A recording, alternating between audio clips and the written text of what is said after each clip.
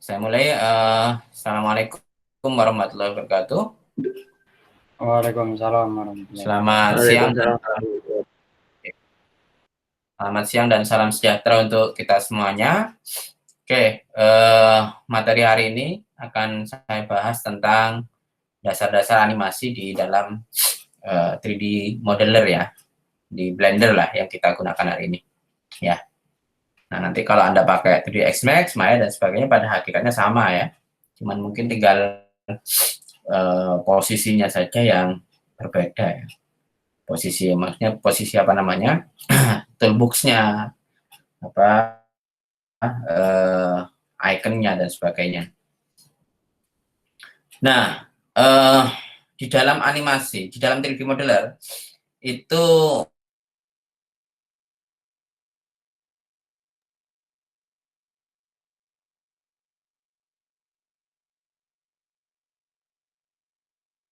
perubahan posisi objek.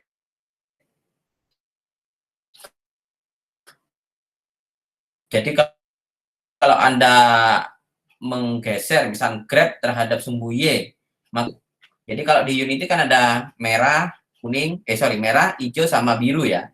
Merah itu X, hijau itu Y, biru itu Z ya. Nah, maka kalau Anda posisikan pada global koordinat, ketika Anda menggeser G ke posisi Y, maka Anda akan digeser ke posisi Y dalam konteks global, dalam kondisi world-nya itu. Ya. Jadi misalkan ya sama dengan timur barat lah ya. Jadi gampangannya kalau global coordinate adalah timur sama barat, bukan kiri dan kanan. Jadi kalau objek handphone ini misalkan di sana barat, di sana timur, meskipun ini saya rotasi beberapa kali begini, kalau saya geser ke barat, dia akan ke sini. Ya, meskipun saya rotasi begini, geser ke barat, jadi akan ke sini gitu ya. Itu global coordinate. Kalau local coordinate itu maka posisi sumbu koordinatnya itu mengikuti perubahan objek. Ya sama dengan kiri sama kanan gitu ya, kiri kanan. Nanti kan biasa term atau apa istilah kirinya kanannya itu kan itu sebenarnya lokal koordinat, bukan global. Kalau global koordinat lebih ke barat, timur, selatan, utara. Tapi kalau lokal koordinat kanan, kiri, samping kirinya, kanan, kiri, belakang, depan, gitu ya. Kalau kayak gini, maka misalkan kanannya saya di sini, kirinya di sini, gitu ya. Tapi kalau begini, maka kanannya di sini, kirinya di sini. Nah, itu lokal koordinat namanya. Ya, jadi terpengaruh terhadap objeknya, ya. Objeknya apa namanya? Posisinya seperti apa? Ya, kalau posisinya begini maka kanannya akan di sini. Kalau posisinya begini maka kanannya. Sama di dalam 3D ketika kita men-set lokal koordinat dan kita geser pada apa namanya sumbu X, maka X-nya ya tergantung posisi sekarang. Posisi dari sebuah objek itu. X-nya kemana gitu ya? Misalkan awalnya ke sini ya globalnya ya. Kalau sudah di rotate ya ke sini misalkan. Ya udah ngikut lokalnya itu gitu ya. Jadi kalau kita lihat mungkin di situ yang global Anda perhatikan yang atas itu. Nah, itu Y-nya ya mau di rotate, mau ditranslasi kemanapun ya Y-nya tetap mengikuti garis hijau di dalam kotak-kotak itu ya. Begitupun ini rotasi terhadap sumbu Y maka dia akan ikut begitu. Tapi kalau lokal dia akan bergeser. Anda lihat perhatikan birunya itu ya sama hijaunya ini dia sedikit bergeser begini karena dia dirotasi ya. Dia mengikuti kondisi apa namanya lokal dari sebuah objek itu gitu ya, dan lainnya normal maka dia akan ikut kondisi semacam ini gitu ya. Kembali apa namanya Y-nya ikut yang apa sejajar malah dengan yang Y bawah. Ini adalah gimbal ya, kemudian yang terakhir adalah view transform ya.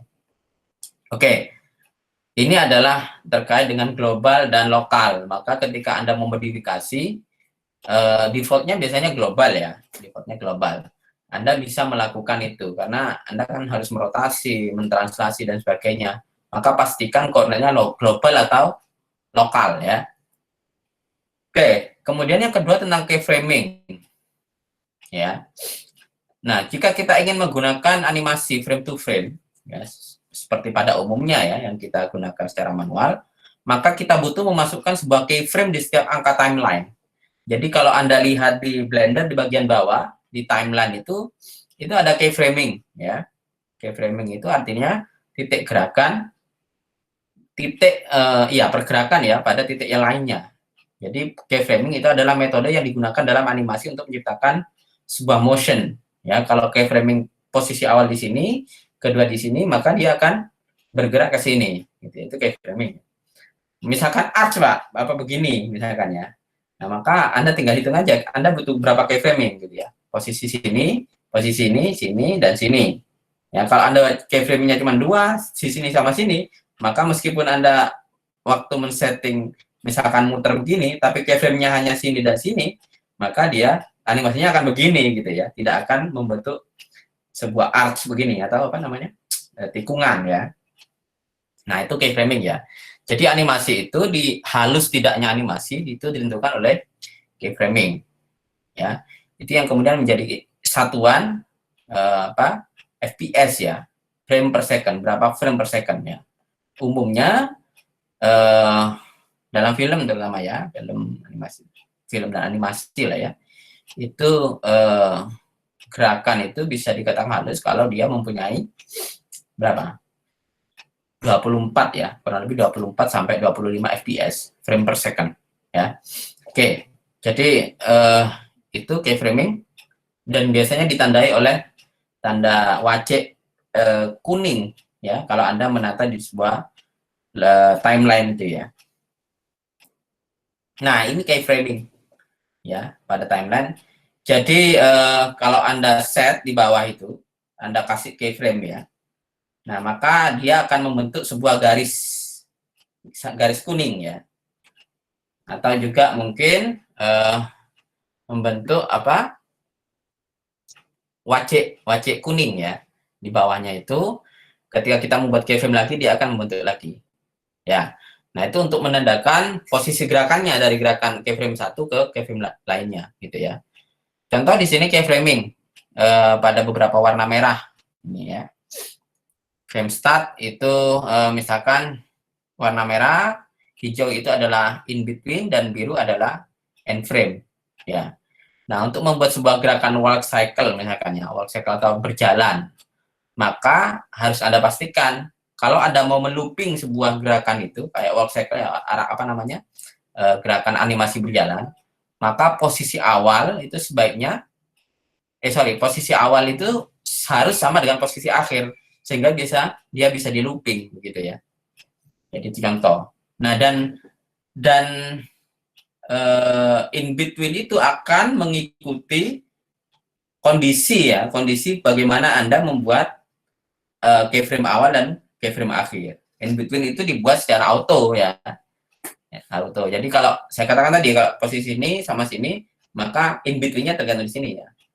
Nah, gerakan in between ini ya misalkan begini posisi kemudian begini gitu ya posisi akhirnya, maka dari sini ke sini di tengah-tengahnya ini in between misalkan begininya ya.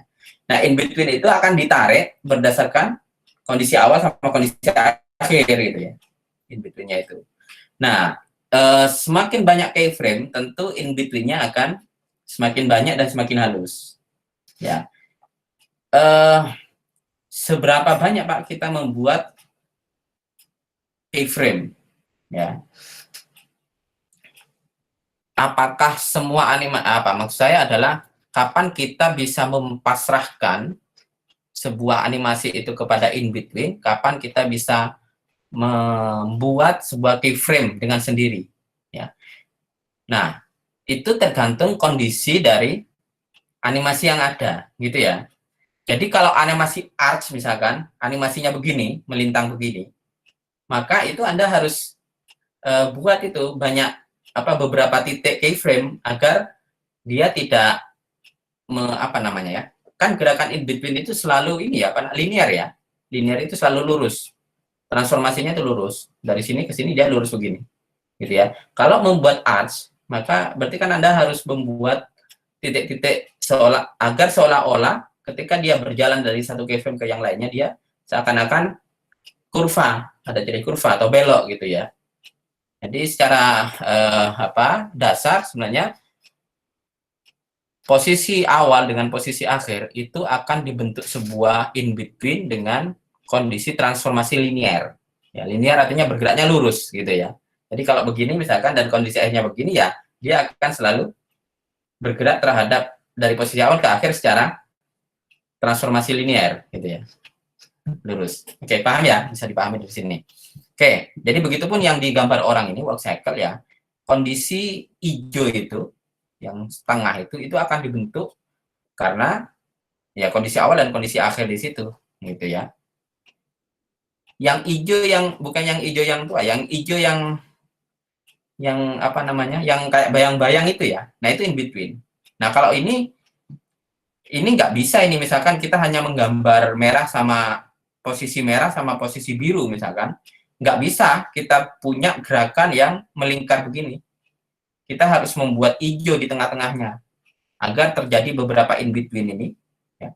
Kursor saya kelihatan ya, in between ini ada 3 ini, 1, 2, 3 sampai ke frame berikutnya. Juga begitu yang selanjutnya, 1, 2, 3 in between sampai di sini. Jadi proses dari kaki merah ke kaki hijau, hijau ke kaki biru ini dia sekali lagi dibentuk oleh interpolasi linear, gitu ya.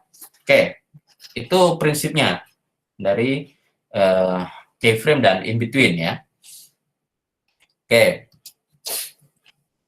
Nah, untuk menjalankan ini teknis ya, menjalankan sebuah manual keyframe, Anda bisa mengeset pertama adalah frame mulai, ya, Anda mau berapa itu, gerakannya, kemudian frame akhir, ya, kemudian kondisi saat ini yang mau dibentuk ya. Jadi yang frame saat ini itu akan selalu berjalan ketika gerakan itu berjalan. Dan kemudian yang pita bagian timeline itu juga berjalan gitu ya. Tapi frame mulai, frame akhir itu penting untuk membuat berapa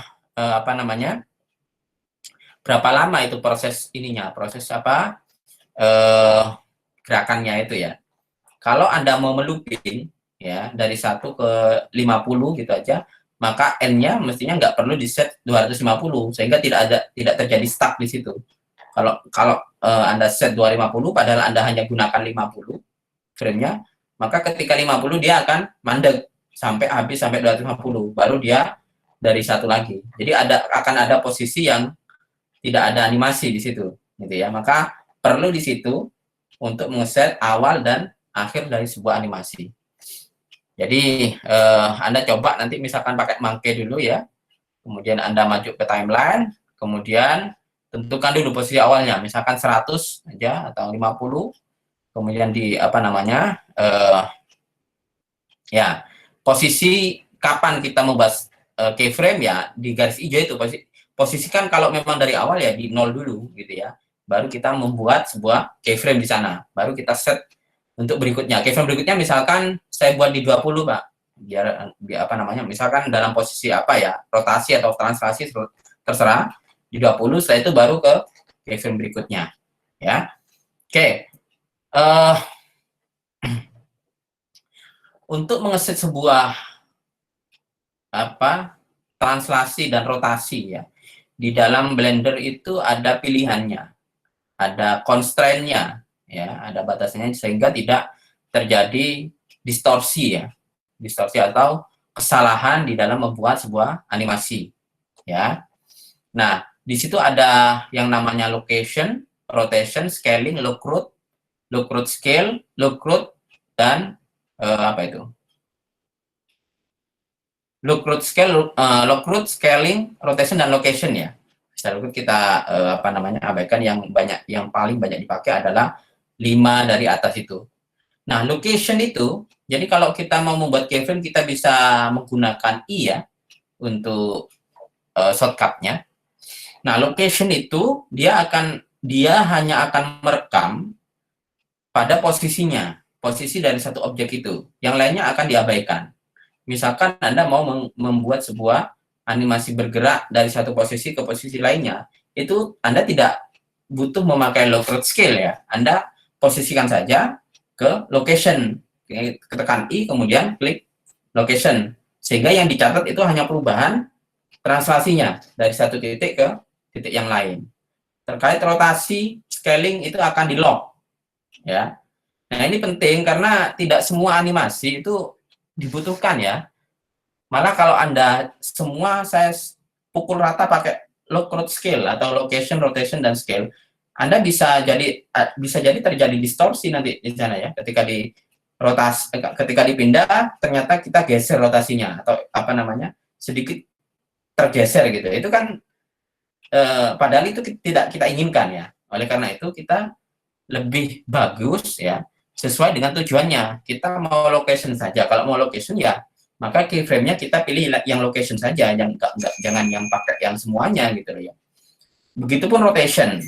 Nah, kita hanya mau merotasi sebuah objek, misalkan ya dari posisi awal begini ke posisi akhir begini, ya. Kalau begitu, maka yang harus kita pilih adalah keyframe-nya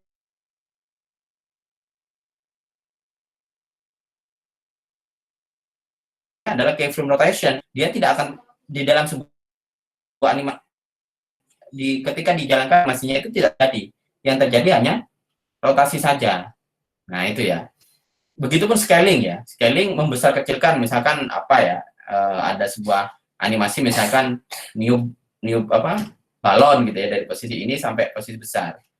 Nah, kalau kita hanya membutuhkan animasi membesar kecilnya itu, maka kita bisa menggunakan keyframe scaling saja, tidak perlu yang lainnya. Sehingga ketika misalkan Anda ketika membuat posisi awal sama posisi akhir Anda apa ya? Keliru atau kegeser berotasi atau kemudian bergeser ke kanan ke kiri, itu tidak direkam. Yang direkam hanya mengembang-mengempisnya, gitu ya. Scaling. Nah, kalau recruit itu gabungan, location dan rotation. Jadi kalau Anda memilih recruit, yang direkam hanya posisinya, gerakannya sama rotasinya, tapi besar kecilnya tidak, gitu ya. Begitupun yang terakhir, lock road scale, dia akan mencatat semuanya. Location, posisinya, translasinya, rotation, rotasinya, dan skalanya. Ya. Nah, ini penting sekali lagi. Jadi tidak semua harus dipukul sama lock road scale ya ketika kita menganimasikan. Ada dengan batasan atau apa namanya constraint ini kita bisa memanfaatkan sesuai dengan konteks animasi yang akan kita berikan gitu ya. Kalau hanya butuh scaling seperti misalkan animasi meniup balon tadi, maka sebaiknya Anda pakai yang keyframe scaling saja gitu ya. Jangan semuanya dipukul dengan lock road scale ya. Begitupun hal-hal lainnya. Oke. Ya, ya misalkan begini ya. Misalkan dari posisi monkey ngadep ke kiri sampai ke depan dengan posisi misalkan begitu.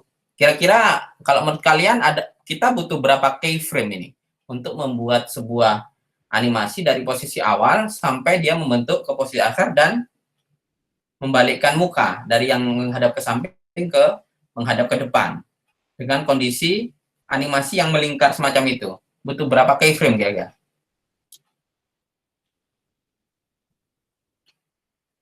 Mana? Halo?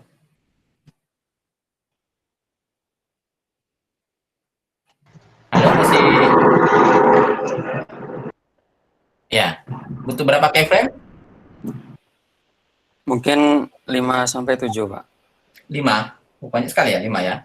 4 bisa. Ya. 1, 2, 3, 4. Ya. Kurang lebih 5 ya, betul ya. Jadi yang posisi awal, kemudian di tengah yang di bawahnya selipan itu, kemudian di kanan di situ, ya, kemudian atas. Meskipun mungkin kalau 5 ya nanti jalannya tidak semulus itu.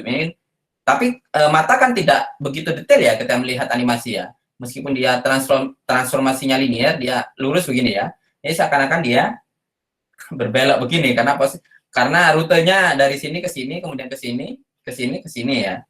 Maka bisa kita apa namanya? Kecuali Anda kalau buat slow motion maka kelihatan ya apa namanya? bentuk rotasinya itu. Makanya berapa keyframe itu juga Anda tentukan kecepatan animasinya gitu ya.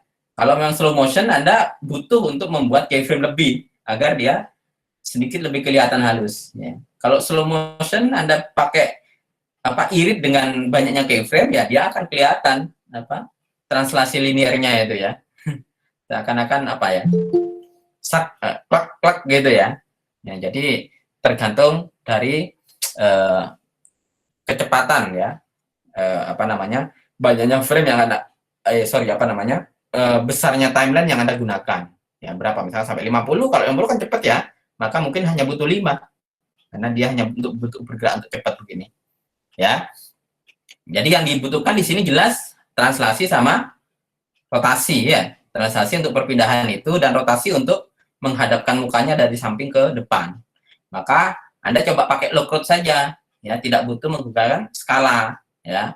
Kalau skala kan takutnya nanti ketika ke ini ikut membesar atau mengecil ya.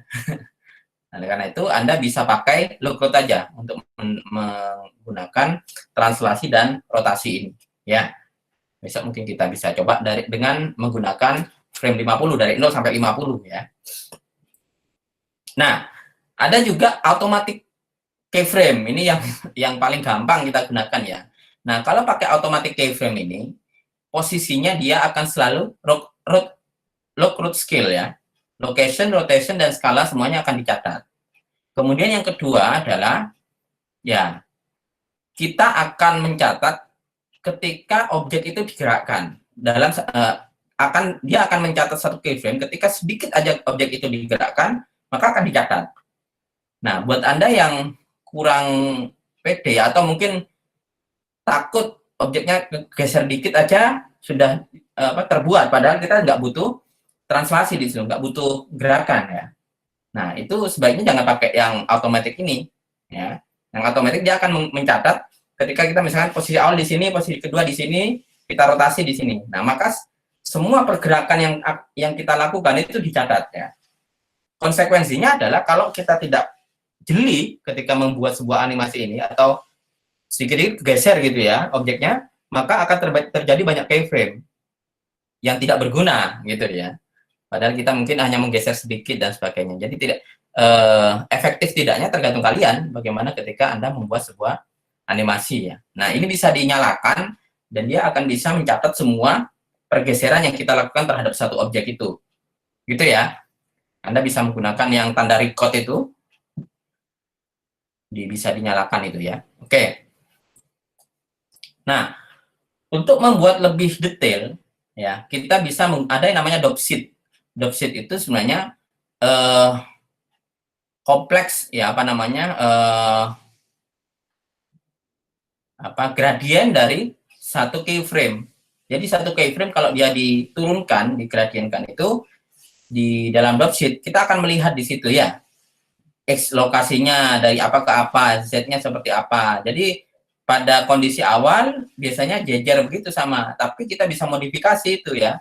Misalkan pada location Y, Z-nya akan kita geser sedikit sehingga ada modifikasi atau Euler atau rotasinya di situ. Kita rubah antara X dan Y berbeda misalkan ya. Jadi kita bisa melakukan modifikasi itu dan caranya sama dengan melakukan pergeseran vertex ya pada mesh. G itu juga untuk memindah, X itu untuk menghapus salah satu keyframe itu, dan A itu untuk memilih, dan hanya menggunakan itu ya. Jadi bisa digeret terus ke kanan ke kiri untuk memodifikasi masing-masing sumbunya, back location-nya atau rotation-nya. Nanti Anda coba ya. Preview saja yang di bagian timeline atau Anda buat tempat baru, kemudian select, kemudian pilih yang dropsheet, yang dibagi pojok itu kan ada ya masing-masing ya. 3D view, kemudian dropsheet, timeline dan sebagainya kan bisa kita rubah ya. Kita bisa klik di bagian itu dan kita pilih dropsheet misalkan. Nah, Anda akan melihat di situ gradien atau turunan dari sebuah keyframe ya. Anda bisa modifikasi posisinya, lokasinya, misalkan Anda coba geser sedikit ya, kita klik Y misalkan di keyframe itu, kemudian kita geser ke kanan ya, dan seterusnya. Anda bisa modifikasi di situ di bagian dropsheet lebih detail ya. Oke, sebenarnya ya ada juga graph editor. Oke, sebelum itu mungkin kita akan coba ya. Jadi ada juga istilah parenting ya. di 3D modeler ini. Jadi parenting itu dia akan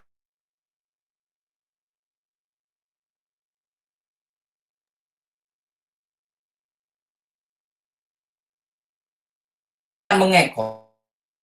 Jadi animasi yang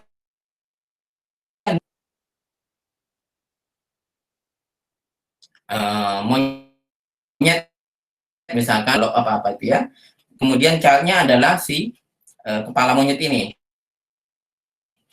Maka segala sesuatu yang kita perlakukan ke objek tadi, objek gala ini, dia akan diikuti oleh gerakannya oleh siapa? Si monyet itu. Nah, jadi kalau kita membuat sebuah parenting, maka yang perlu kita gerakan adalah parentnya saja untuk agar si si child itu juga bisa ikut ke parent itu. Nah, namun ketika kita membuat modifikasi animasi ke child, misalkan posisinya di situ adalah kepala, kemudian kita membuat animasi rotasi, lokasi dan sebagainya, parentnya nggak akan ikut gitu ya. Dia punya independen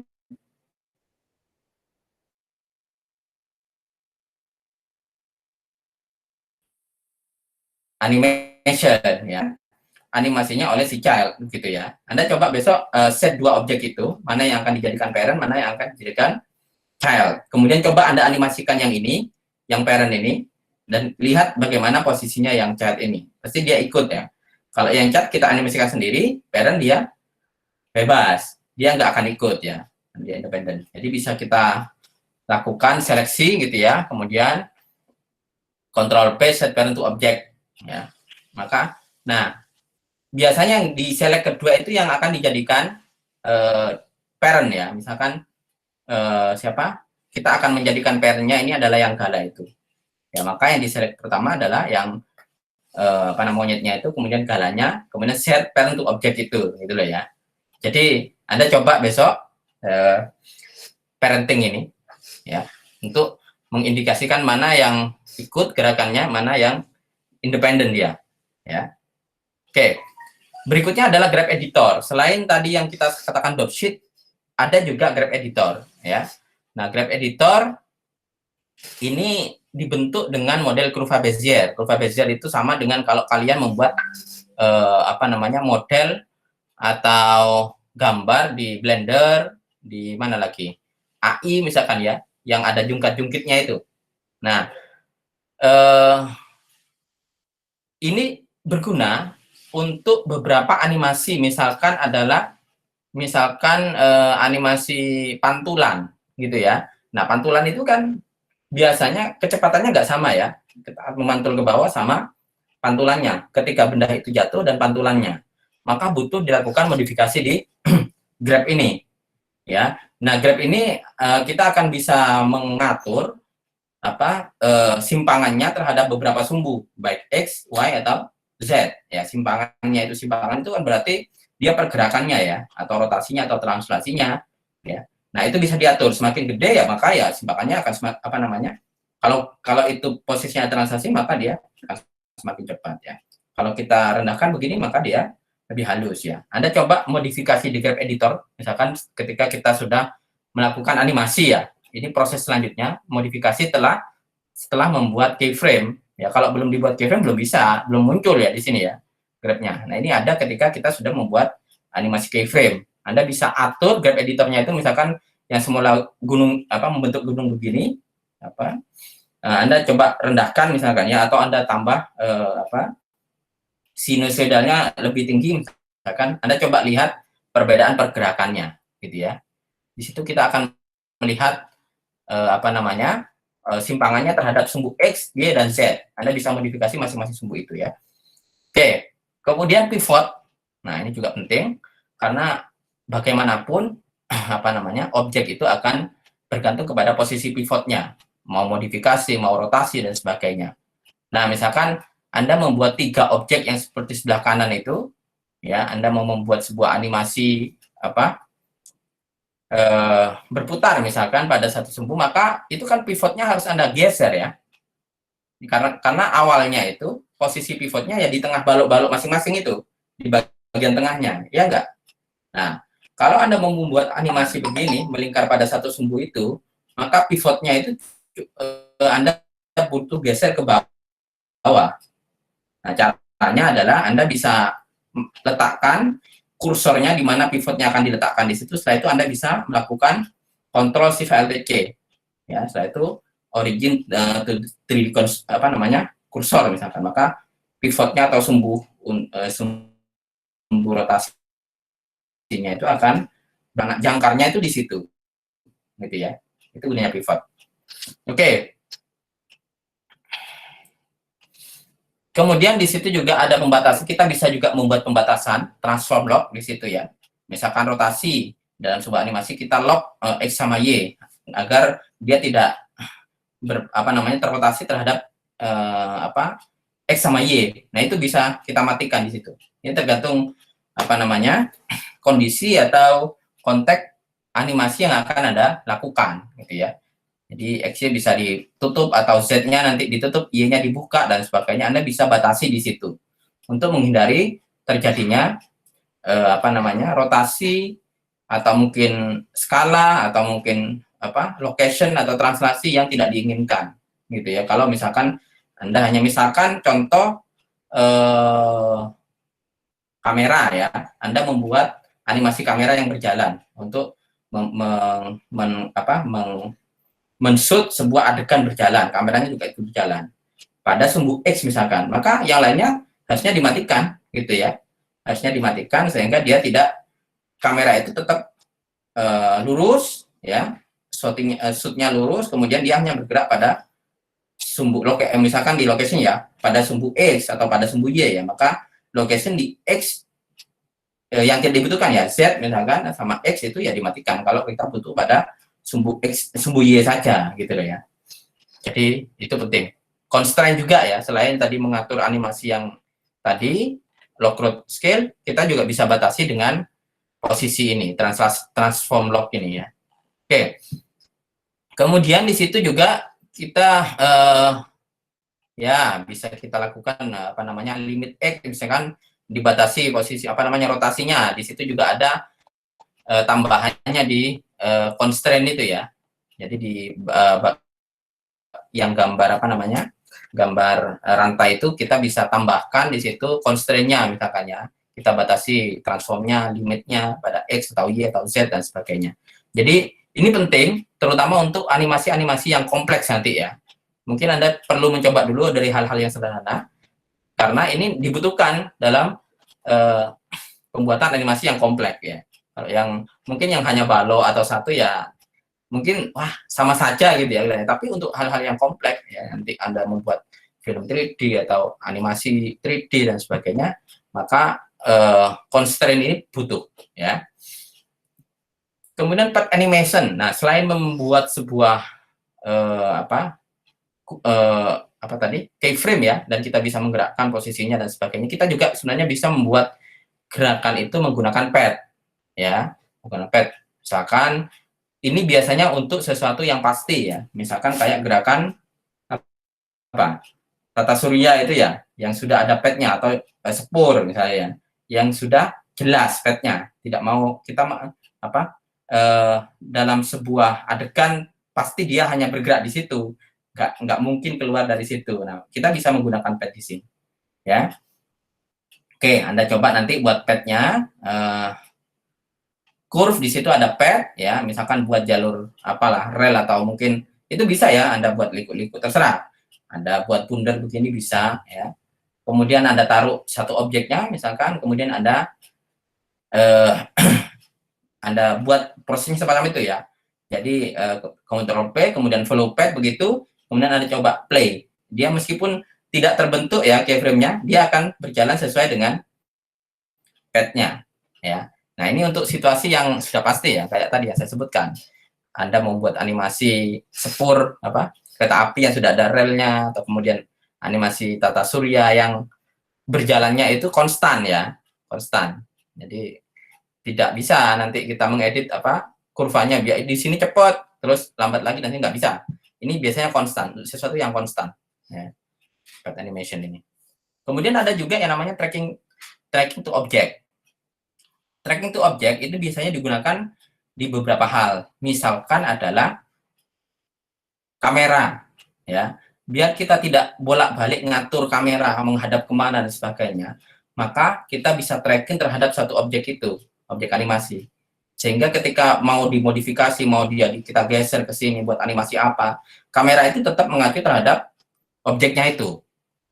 Nah, selain itu misalkan posisi mata ini biasanya ya. Anda kalau melihat orang main tenis misalkan, coba bayangkan ya, kan begini terus, apa namanya, bolanya ikut ke sini nih ya. Kalau Anda membuat animasi 1000 orang misalkan penonton, itu kan capek ya, apa, menggerakkan mata kalau apa namanya bola tenisnya ke sini gitu ya. Maka kita bisa menggunakan teknik track constraint ini. Jadi semua mata yang ada di penonton itu Anda tracking terhadap bola tenis itu. Nah, ketika kita buat animasi, dia akan mengikuti bagaimanapun apa namanya bola tenisnya itu berjalan gitu ya. Nah, takutnya nanti bola tenisnya ini ya dibuang diganti yang baru lah. Nanti apa namanya matanya semua ke bola tenis yang dibuang ini. Jadi contoh itu. Ya, berbagai hal sebenarnya. Jadi gampangannya tracking to constraint-nya adalah animasi yang dia akan selalu bergerak tergantung terhadap posisi objeknya. Otomatis bergerak ya.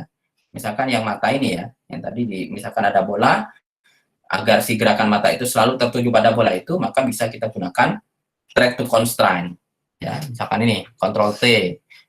Prosesnya seperti itu. Besok kita coba lakukan ya.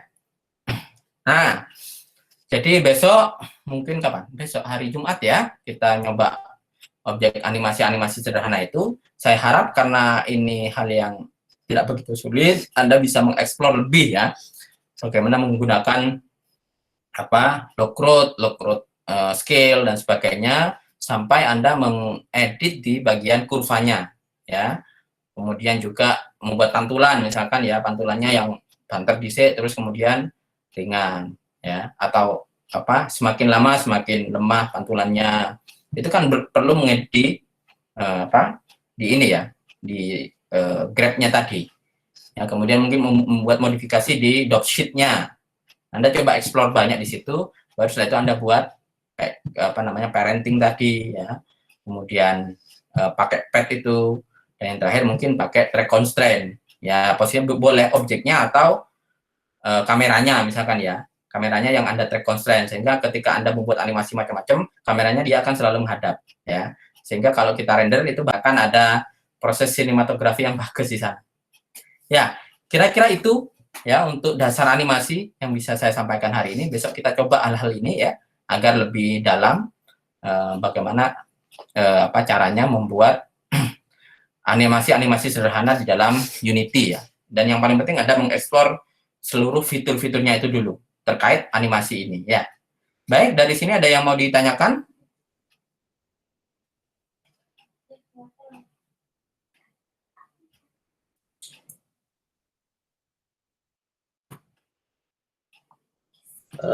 Belum sepertinya, Mas. Buat ya. Oke. Insya Allah belum, Pak. Ya, insya Allah bisa dipahami lah ya. Ini saya kira tidak terlalu susah. Tinggal kita mengeksplor lebih dalam fitur-fitur animasi yang ada di Blender besok ya. Baik, kira-kira itu untuk pertemuan hari ini tentang dasar animasi di Blender. Mungkin kita akan lanjutkan minggu depan. Minggu depan masih ada satu lagi ya sebelum UTS ya. Minggu depan ada satu lagi. Sebentar saya lihat. Tentang dasar rigging ya. Kita akan coba membuat sebuah rigging, bagaimana membuat rigging di dalam Blender ya. Baik. Kalau tidak ada hal yang disampaikan, saya kira saya cukupkan kuliah hari ini. Kita akan coba hari Jumat untuk praktikumnya ya. Coba Anda sambil belajar dulu, baca-baca hal lainnya terkait dengan dasar-dasar animasi ini. Ya, saya harap Anda bisa mengeksplor banyak selain hanya yang ada mungkin di PPT ini atau mungkin besok di lembar praktikumnya ya. Tentunya ini hanya sekilas sebagai pemicu aja. Banyak hal yang bisa Anda lakukan di animasi ya untuk mengetahui banyak hal. Berbagai fitur yang ada di dalam Blender ya. Oke, terima kasih teman-teman. Saya akhiri. Selamat siang. Assalamualaikum warahmatullahi wabarakatuh. Waalaikumsalam warahmatullahi wabarakatuh. Selamat siang, Pak. Terima kasih banyak sebelumnya. Terima kasih, Pak. Saya upload ya nanti ya.